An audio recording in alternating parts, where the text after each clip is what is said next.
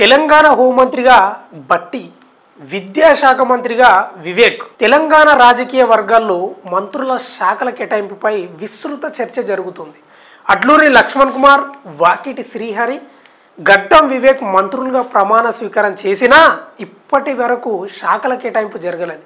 వీరికి శాఖల కేటాయింపుతో పాటు ఇప్పటికే ఉన్న మంత్రుల శాఖల్లోనూ మార్పులు చేస్తారన్న ఊహాగానాలు జోరుగా ఉన్నాయి. ఈ మార్పులు కేవలం పరిపాలన పరంగా మాత్రమే కాకుండా రాజకీయంగా కూడా పార్టీకి కీలకమైన సంకేతాలను ఇస్తాయన్న అభిప్రాయాలు వినిపిస్తున్నాయి.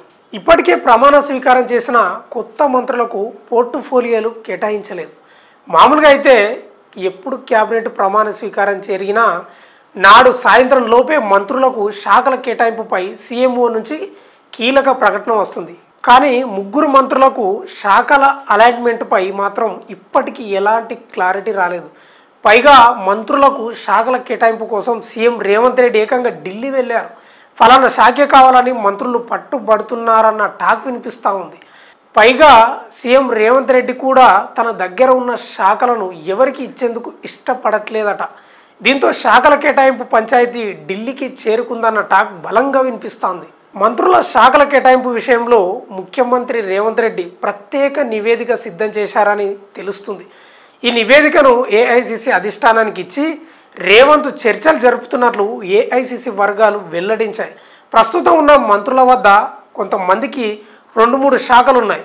వీళ్ళలో ఎవరెవరు సమర్థవంతంగా పనిచేస్తున్నారు, ఎవరెవరు నిర్లక్ష్యంగా వ్యవహరిస్తున్నారు అనే పూర్తి వివరాలతో ముఖ్యమంత్రి ఢిల్లీకి వెళ్ళినట్లు తెలుస్తుంది. ఈ క్రమంలో పలువురు సీనియర్ మంత్రులకు సంబంధించి శాఖల్లో మార్పు ఉండబోతున్నట్లు కూడా చర్చ జరుగుతోంది. ముఖ్యంగా డిప్యూటీ సీఎం బట్టి విక్రమార్కకు హోంశాఖ కేటాయించబోతున్నట్లు తెలుస్తుంది. ప్రస్తుతం ఫోన్ ట్యాపింగ్, ఇతర ముఖ్యమైన కేసులు కీలక దశలో ఉన్నాయి. ప్రమాణ స్వీకారం చేసిన కొత్త మంత్రులు ముగ్గురు తొలిసారి గెలిచిన ఎమ్మెల్యేలే కావడంతో వీరికి హోంశాఖను అప్పగించకుండా అనుభవం కలిగిన బట్టి విక్రమార్కకు అప్పగించే యోచనలో ఉన్నట్లు టాక్ వినిపిస్తుంది. ఇక శ్రీధర్ బాబుకు ఆర్థిక శాఖ, కొత్తగా ప్రమాణ స్వీకారం చేసిన వాకిటి శ్రీహరికి మున్సిపల్ శాఖ, అడ్లూరికి ఎస్సీ సంక్షేమం, వివేక్కు విద్యాశాఖ ఇచ్చే అవకాశం ఉన్నట్లు పార్టీ వర్గాల్లో జోరుగా చర్చ జరుగుతుంది. ఆర్థిక, పౌర సరఫరాల శాఖల మార్పుపై చర్చించనున్నట్లు కూడా తెలుస్తుంది.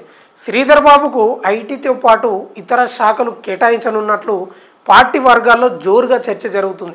ప్రస్తుతం సీఎం రేవంత్ రెడ్డి వద్ద సాధారణ పరిపాలన శాఖతో పాటు హోంశాఖ, విద్య, మున్సిపల్, ఎస్సీ ఎస్టీ మైనార్టీ సంక్షేమం, కార్మిక, పశు సంవర్ధక, మైనింగ్ తదితర శాఖలు ఉన్నాయి. వీటిలో కొన్నింటిని ఇతర మంత్రులకు కేటాయించే యోచనలో సీఎం రేవంత్ రెడ్డి ఉన్నట్లు తెలుస్తుంది.